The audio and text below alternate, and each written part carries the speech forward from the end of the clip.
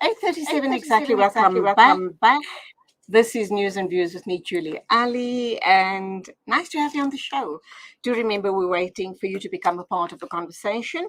And next we'll be talking with Executive Director, well, rather Bhekisisa's Editor-in-Chief and Exec Director, and that's Dawie Roodt, about the Rand weakening as the dollar firms ahead of US inflation data. A very good morning to you, Dawie. Welcome to the program. Thank you very much, and good morning to you. Okay, is that cause for concern for us as South Africans? I think it's important to understand the broader picture, to understand the context of all of this. What is happening at the moment is that worldwide we are experiencing quite a lot of inflationary pressures. And that there are many reasons for that. A very important reason for that has to do with a commodity cycle that is quite strong. So commodity prices have been going up recently. And of course, if you experience inflationary pressures, then you need to act. And it's especially central banks that need to act. And central banks, what they typically do, if there's too much inflation in the system, they would increase interest rates. And that is exactly what the financial markets are discounting at the moment. So they expect the American Central Bank, the Federal Reserve, to start tightening monetary policy and maybe start even increasing interest rates as soon as March. And whenever you increase interest rates, that is usually supportive of your currency. So the expectations, or just now that we're waiting for inflation data in America, means simply that if inflation is on a high side in America, then that will increase the chances of the Fed increasing interest rates. That is supporting the US dollar, and that is pushing the South African currency down. So it's a bit of a technical, circular sort of argument that I've just presented to you, but that is more or less what it comes down to, is that the Americans are likely to start increasing interest rates, and that will support the dollar. And if the dollar goes up, other things go down, like, for example, the South African currency. How do we as South Africa mitigate against something like this, very especially in light of the fact, I just spoke a little while ago with Francois Straydom of Agbiz regarding the heavy rains and how that's damaged our white maize crop, suggesting that prices are going to increase, price on all of those commodities, white maize, sunflower oil, soya products, etc., etc. So we're going to be taking a knock as far as that is concerned. Now we're hearing about a weakening rand. He also indicated that we normally import maize, yellow maize, that obviously is for animal feed, etc. This is going to have quite a knock-on effect, is it not? Without a doubt, the South African currency is a small currency. The South African economy is a small, open economy. So whenever there are things like, for example, changes to monetary policy happening in one big country in Europe or in America or in Japan or wherever, that affects the South African currency, like the way that I've just explained. A currency like South Africa, which is a very highly traded currency, despite the fact that we actually are a relatively small economy, also means that it's quite a volatile currency. So what we've seen, the rand actually came back a little bit. The rand is actually a little bit stronger than when it was a week or so ago. But I think the important point is that we simply have to get used to the fact that the South African currency is a very volatile currency. It's all over the place, and that makes life quite difficult to do business as well. Additional to that, there are many factors that is actually contributing to the South African currency usually being a rather weak currency. And it's things like, for example, trust in South Africa's economic growth and confidence in government and things like that. And all those factors contribute to the currency being a relatively weak currency. And I'm afraid the effect thereof is that inflation is quite often higher in South Africa because of these factors than in countries like, for example, in the United States. It's not the case at the moment, but usually that is the case. And theory tells us that if your inflation rate is higher than that of the Americans, as an example, then your currency is likely to weaken more over time against a currency like, for example, the US dollar. And that simply means that we as South Africans will be getting poorer. And the only way really to address that will be for the Reserve Bank to increase interest rates. And that's part of the reason why I expect that the South African Reserve Bank will continue with this current interest rate increasing cycle. Okay, Dawie, I'm not a financial fundi by any means, so I'm going to ask you to unpack a few words there Yes. that you threw out at me. You spoke about the South African rand or currency being very volatile. You've spoken about it being open. You've spoken about it being highly traded. But at the same time, underpinning all of that, you also said that it's a very weak currency. Explain all of that and why is it highly traded? If it is weak, if it is volatile, why is it so highly traded? Well, we're all concerned about South Africa for all sort of reasons. You just have to listen to what Judge Zondo had to say, and you have to be very concerned about South Africa. But there are a couple of things working very, very well in South Africa, and one of those things is the financial markets. The South African financial markets are very well regulated, very much integrated with the rest of the world, and very, very liquid. So that simply means is that the foreigner wanting to buy South African financial instruments, they can do it quite easily. So money can flow in and out of South Africa very, very easy. And that's a good thing, because when the good things happen in South Africa, money comes in and the rand will strengthen. But when bad things happen in South Africa, then money goes out and the rand will weaken. So that contributes to the volatility. If you want to invest, for example, in Mozambique, they do not have sophisticated financial markets like South Africa. And for that reason, their currency is quite often more stable than South Africa, simply because people don't buy and sell it. But the rand, because of the sophistication of our financial markets, is part of the reason why it's quite volatile, while it's up and down all the time. It's a good thing sometimes, but sometimes it's a bad thing. Okay, so let's talk about gold reserves. Let's talk about our natural other reserves that we have in South Africa. And then also the property market. How does this tie into, a weak rand? Not forgetting that we've taken a bit of a bashing, not only South Africa, but the global Yeah. markets with obviously COVID. So I should imagine most markets were in a slump over the past 18 to 20 months. How do we recover going forward? And then also, when we talk about, we hear America printing money all the time. Is that an option for us in South Africa? What does that do to inflation?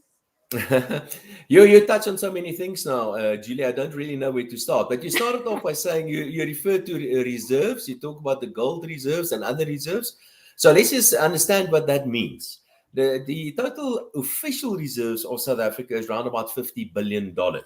And those reserves consist of gold, but only a little bit of that, just about 4 million ounces or so is gold. And the rest of that consists mostly of things like, for example, US dollars. But just remember that we have a financial system or a money system today called the Fiat money system, which means that central banks can literally make money out of nothing, and they do that, including the South African Reserve Bank. We don't have a gold standard anymore. You cannot exchange your 100 Rand note for gold at the central bank anymore. We used to do that, but we can't do that anymore. And you are also absolutely correct in that the Americans are printing money like there's no tomorrow. But the reason why the US dollar remains relatively strong is because of trust. So although we don't have the gold standard anymore, we do have, let's call it a trust standard. And if you trust your central bank to be responsible and not to create too much money out of thin air, then people tend to support that specific currency. So despite the Americans printing money like nothing, there's still a lot of trust in the Federal Reserve, far more trust in the Fed than in the South African Reserve Bank. So that is as far as the reserves and the currency thing is concerned. How do we get out of this, the mess in which we are in? Well, yes, South Africa is certainly in a big mess. The financial markets internationally are going through all sort of weird things. The Americans are printing money, but they have recently started printing less money. They call it quantitative easing, or they're doing less quantitative easing now. And after that, they're probably going to start increasing interest rates in America. And so that printing of money, or the excessive printing of money in America, that is gradually coming to an end. And that's another reason, by the way, why the dollar is also relatively strong. We in South Africa, we simply can't do that. If we start to do quantitative easing like the Americans, people are going to say, listen, you guys are crazy. You can't do that because you're a small economy. People simply do not have the same confidence in the South African Reserve Bank as in the Fed, and the rand will, I'm afraid, go in free fall. So the reality is that whether you like the Americans or not, it doesn't really matter. The reality is that the US dollar is the world's most important, reserve currency. And that gives them an extraordinary benefit because they can literally print wealth, something that most other countries cannot do. But there's a limit to how much wealth they can try to print as well. Absolutely. And I guess we're not in a very great situation currently, are we? What with COVID, plus the insurrection in July last year, plus all the other shenanigans as far as the different political parties are concerned, the burning of Parliament building, and possibly the suggestion that there might be a third force creating all of the drama. And the deep faction within the ANC is not helping our rand or helping our cause at all. How does that all impact on property markets? Yes, well, again, you touched on so many things, and the short answer is impacting negative on property markets because, again, it is about confidence. But the things that I think you're touching, you're referring to the ANC and to government and to confidence and economic growth and that sort of stuff. But the subject that we call economics used to be called political economy. And I think it should still be called political economy because these two things are so interwoven. It's basically the same sort of thing. And whatever politicians say or do certainly affect the South African economy. Just read the Zondo report and what they've done and the damage that they've done.